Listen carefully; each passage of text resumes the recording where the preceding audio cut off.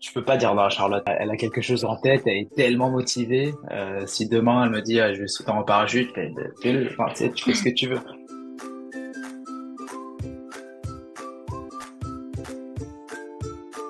Hello, je m'appelle Charlotte Fervent, j'ai 32 ans et je suis joueuse professionnelle de tennis en fauteuil. Je m'appelle William Fairbank, frère de Charlotte. Je suis basé à Londres. Je bosse ici depuis une dizaine d'années maintenant. L'impact était assez violent, forcément physiquement mais aussi mentalement pour toute la famille. Un énorme mal pour un bien au final parce que nous voilà, on s'est vraiment rapprochés tous l'un avec les autres, on s'est vraiment entraidés aussi. Ça a pris un peu de temps pour comprendre vraiment ce qui se passait.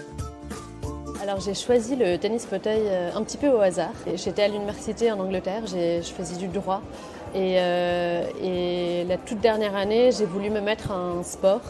Malheureusement l'université n'avait pas l'infrastructure ou les fauteuils pour que je fasse du tennis fauteuil à l'université. Donc ils m'ont dit débrouille-toi, va chercher un club où il y a du tennis fauteuil. J'ai fait mes petites recherches et j'ai trouvé un petit club en dehors de l'université. C'est là où j'ai commencé le tennis fauteuil, j'ai tout de suite adoré. Mais là où j'ai découvert la vraie passion l'amour que j'ai pour ce sport, c'était un an plus tard en Argentine, lorsque j'ai fait un voyage à Buenos Aires. Quand je rencontre l'équipe nationale de tennis fauteuil argentine, c'est là où je tombe amoureuse de ce sport et je me dis que j'ai envie de faire ça à temps plein. Oui, elle était sportive, mais pas forcément joueuse de tennis non plus. Déjà, ça a pris un peu de temps pour Charlotte d'accepter un peu son handicap, mentalement, physiquement aussi. Elle reniait un peu le fait de pouvoir faire du sport. C'était pas forcément son truc, je dirais les 3-4 premières années, quand elle s'est retrouvée en fauteuil. Et puis bon, bah, il y a un moment où tu comprends que voilà, bah, c'est la vie et le sport, il n'y a rien de mieux, quoi. Donc elle a trouvé le tennis assez rapidement en Angleterre, à Bristol, quand elle bossait là-bas. Et je pense qu'elle est très rapidement tombée amoureuse de ce sport, quoi. Elle a fait 2-3 tournois et elle s'est dit c'est bon, je suis accroché à vie. J'ai trouvé mon nouveau hobby, c'était assez beau. J'arrête tout pour me mettre au tennis fauteuil et découvrir ce monde complètement inconnu au final.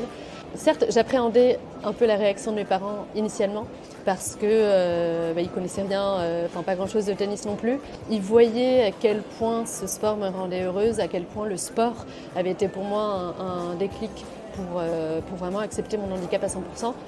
Et en fait, donc était complètement présent et me soutenait à 100% lorsque j'ai vraiment pris cette décision d'arrêter le droit et me mettre au tennis. En tant que frère, t'es toujours bon, bah, fais ce que t'as envie de faire. De toute façon, c'est tes choix. Personne te dira non, etc. Et je pense pour pas mal de moments, c'est un peu plus un choc. Et du jour au lendemain, elle annonce, bon, en fait, je vais partir en Argentine, je vais aller jouer au tennis là-bas.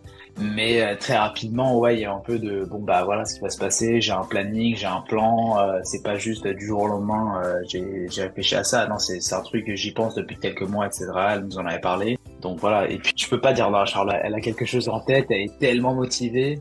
Si demain elle me dit je vais sauter en parachute, fais-le. Enfin, tu sais, tu fais ce que tu veux. Je pense que j'avais pas vraiment besoin de les rassurer.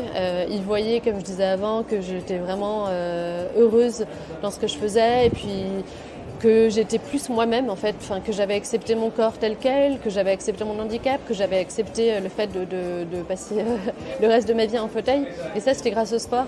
Et donc je pense qu'ils se sont dit bon bah si elle est heureuse, voilà c'est tout ce qu'il faut dans la vie. Inarrêtable.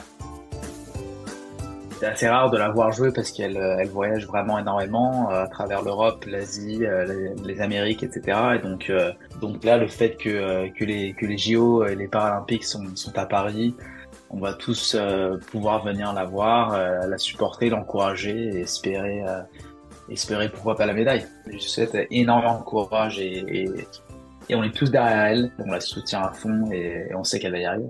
J'espère avoir tout le monde ici dans les gradins pour me soutenir. Franchement, on est là pour se battre et faire des perfs en tournoi comme chez les Valides. Et j'invite vraiment un maximum de personnes à venir voir les Jeux paralympiques.